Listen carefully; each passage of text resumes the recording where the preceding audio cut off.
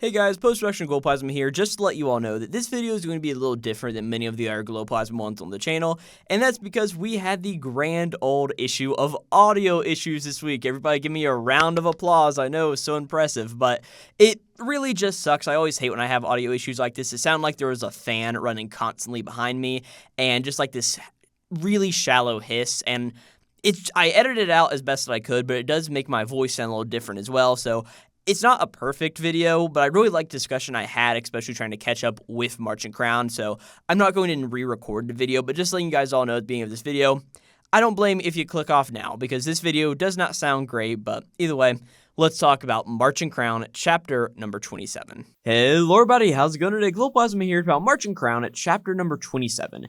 This chapter is titled Onlookers, and as many of you probably know, I've been covering Märchen Crown since chapter number 1 on this channel. And often I have talked about this series being like a roller coaster. We start off really high, then we dip down to a low, we go up high, almost surpassing that initial first high, and then we dive into a point of the story that's even lower than the first time we saw it. And this is my problem with Märchen Crown, is it's just such a roller coaster. It's not mediocre.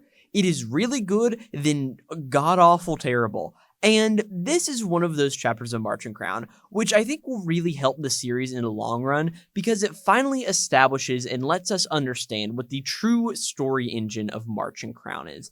And that is something that I think is very important for us as readers to fully understand at a point as chapter number 27, after we had our first big arc dealing with Ela and Belina and wrapping all of that up. And this is really the final wrap-up chapter of all of this, moving into the next arc and thus the next part of this series, where we really learn what Madam Witch is, sort of, what all of these onlookers, as the chapter title calls them, what is the Thorny Crown, and what is the fate that both Rapunzel and Mikel are stuck onto, living out the rest of their lives pretty much. And honestly, I just want to just hop into this chapter because so much of it is truly important to the story, and I want to talk about it because I really thought this was an awesome chapter of Märchen Crown. But first, we need to talk about what happened last time on Märchen Crown in chapter number 26, and the whole idea of that chapter was really just the wrap-up of the, or really like the, I guess the main wrap-up of the Ela and Belina arc, as we got the whole idea of like, hey, would you take a look at this? Mikel is now the ruler of this area, and he is definitely not trying to get with Lafina, pretty much, right? And we learned about all of this. We saw Rapunzel go out and see Mikel, who is helping like repair the town after all of the destruction that was caused. And what the end of last chapter was some flower petals were sort of coming from an unknown alleyway. And Rapunzel started running down it, being like, oh, can we like see Cinderella again or Ela? Like, are they okay down there? And Mikel was chasing after, being like, hey, wait, Rapunzel, like, it's not worth it. As they run back down, called back in to their fate. And that's where we start this chapter with Mikel being like, hey, wait, Rapunzel, like, don't do any of this, as he's just chasing her. And she's sort of just running towards this alleyway where all these petals are coming from. And she's like, oh, the flower petals are increasing. Like, are they here? Mr. Ela, Miss Belina.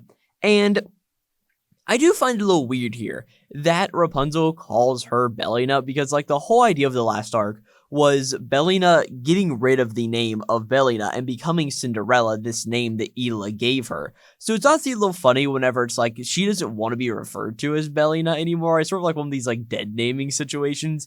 And Rapunzel is just like, no, it's Belina because that's what Lafina calls her. It's just one of these very interesting things. Like, of course, Belina Cinderella held no ill will towards either of these two, but it was just more of like, I don't want to live in a world without Ela in it. Like a pair bound by despair was the whole idea of it, but I just do find that a little bit of an interesting thing.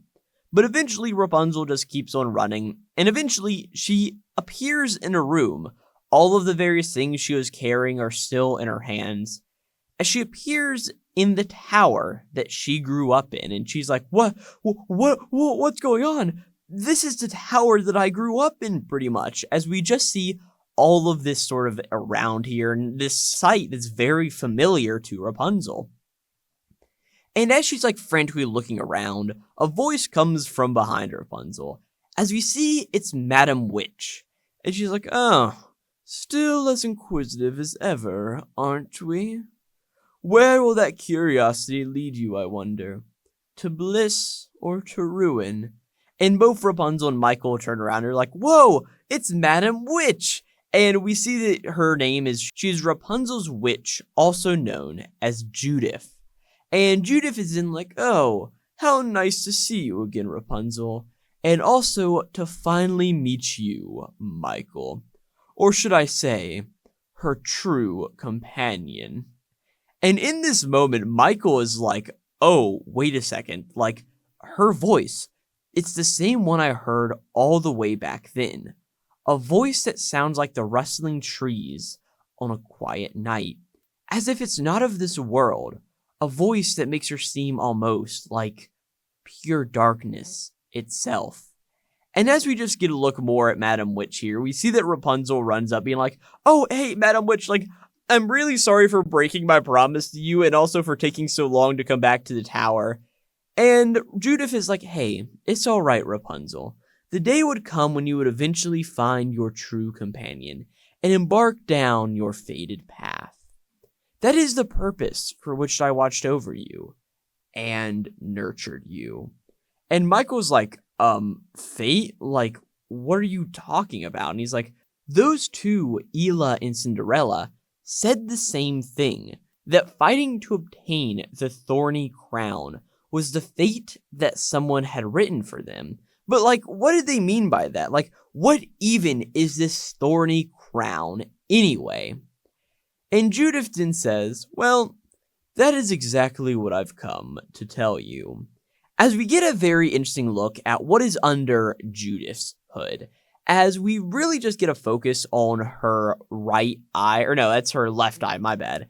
As we see that she's got this very interesting looking pupil, like, of course, like, instead of like a regular ass eye, she's got like this one dot in the center of her eye, like no iris or like any of the other shapes you find in the eye, just a singular dot and 5 equidistant lines all spaced out around it, coming from the center of the dot. Almost like, if this sort of makes any sense, like the ribs of a pentagon. You sort of know where it's just like the 5 dots and just like the lines that you would connect to the middle to form all the various triangles that actually make up a pentagon. So I find it a little bit interesting. And she's also got this like triangle looking shape underneath her eye as well, that's like almost painted in black underneath. And it's not like a typical triangle.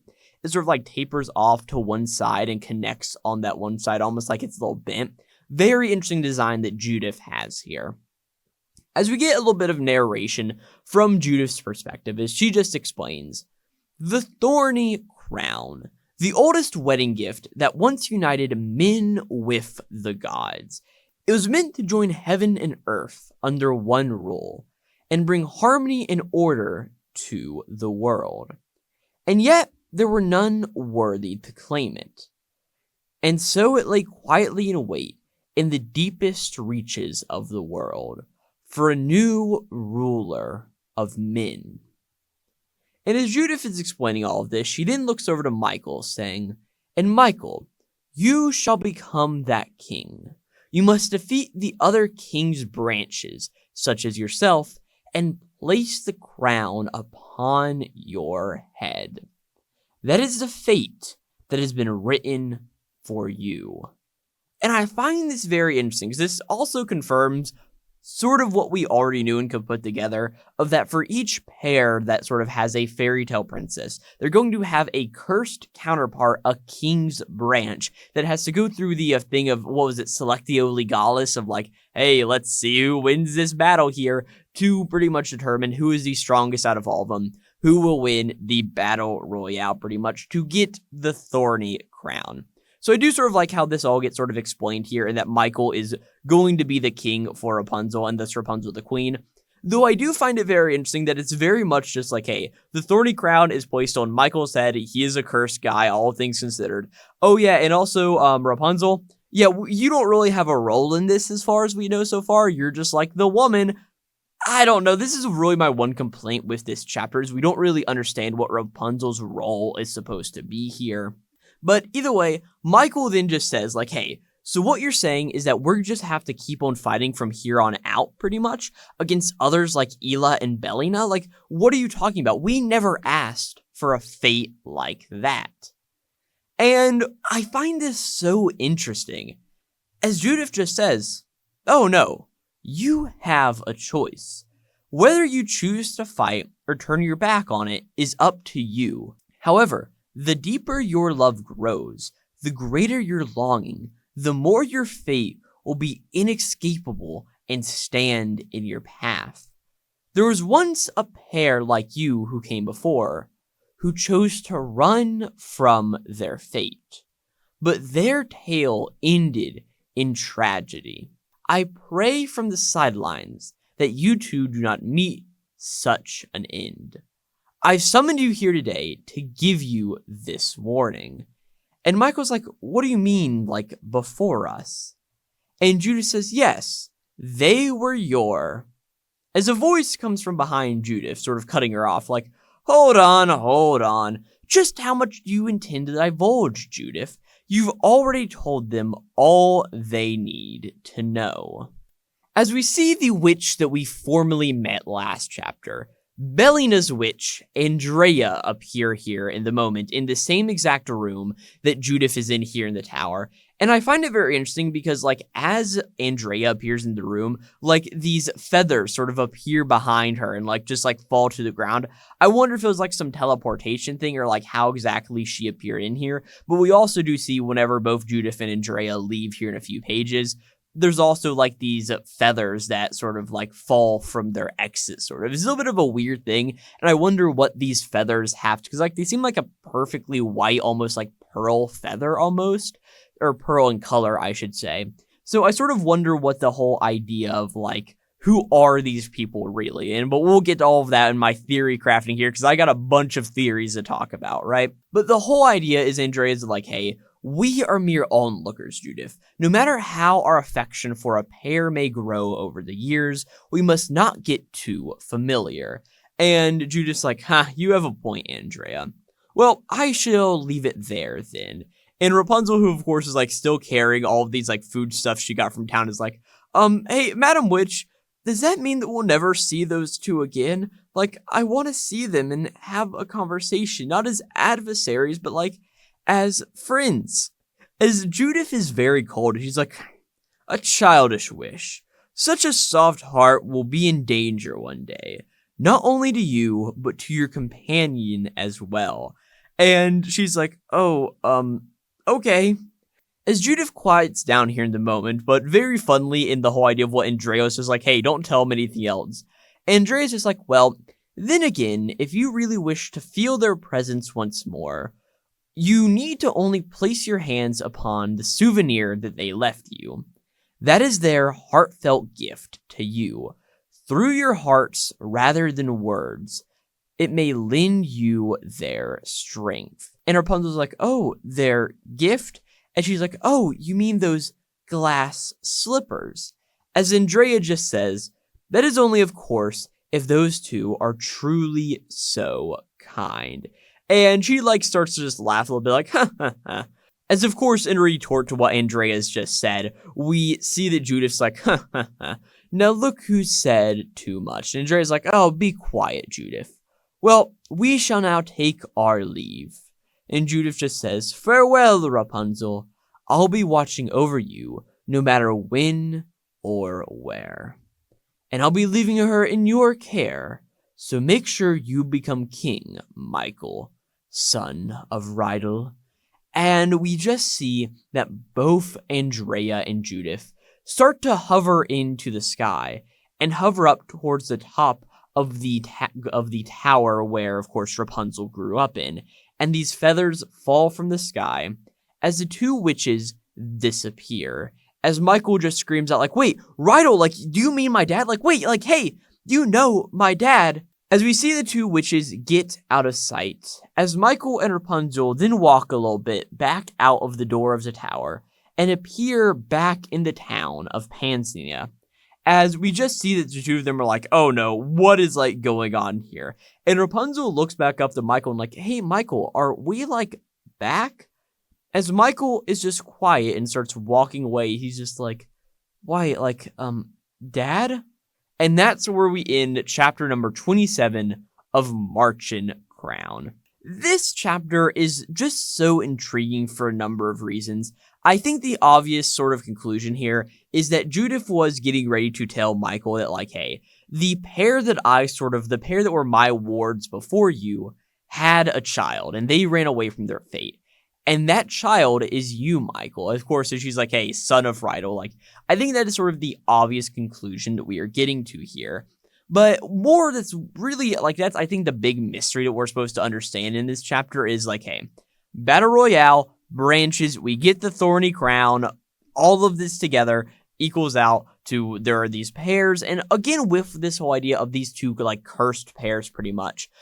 I do wonder if this is, like, a singular thing, so, like, every 100 years, all of these witches sort of, like, talk with each other and, like, all right, we're going to start our game up again, or if it's, like, continuous, like, is Andrea now going to get a new ward? Because, like, Andrea sort of mentions, like, no matter how our affection for a pair may grow over the years, it seems like this is a very consistent thing. Probably with the birth of the female of the pair, there's the whole idea of, like, as soon as they're born, or as soon as they may have, like, some potential of some kind, a witch is granted to them that they sort of look over. And another idea I sort of wonder is, like, is this all, like, sort of predetermined and planned out? Did, like, Judith, for instance, be like, hey, I know that Mikel is going to be my sort of next branch that I want to see because he is the son of Rydell, one of my former people, and Rapunzel is this girl who's going to be this way, or is it something completely different where it's like, we see Rapunzel and like, oh, well, I'm going to make sure Mikel ends up with her. It's one of these very interesting things that I wonder if we're going to get explained more in Märchen Crown. Of course, the series isn't doing the best right now, but it seems like it's picking up a little bit of steam as we continue. And at the point I'm recording this video, I mean, chapter number 35 has already come out. So there's plenty more Märchen Crown for me to catch up on here on the YouTube channel, and a lot more mysteries to hopefully be unraveled, because I have not read any chapter past this one, pretty much. But I really do love seeing more of Judith in this chapter and seeing more of Andrea. And at the end of the day, sort of understanding the mystery of like, oh, hey, where are we going to go in the story from now? And what cursed pair are Mikel and Rapunzel going to have to take out next? And yeah, with all that being said, that's all I got to say about this chapter of Märchen Crown, again, chapter number 27. If you want to hear more of my thoughts on Märchen Crown, there'll be a playlist with every single chapter I've ever covered, which is every single chapter of this series, in the description box and on the end card of this video as well. And yeah, if you did enjoy the video, hopefully you wouldn't mind subscribing, leaving a like, or doing any of that cool stuff, sharing the video around for anybody else that you know likes this series of Märchen Crown. And yeah, with all of that being said, I will catch you guys next time for Märchen Crown chapter number 28. Again, this was chapter number 27 titled Onlookers, and I'll catch you guys next time. This will be Glowplasma, signing out.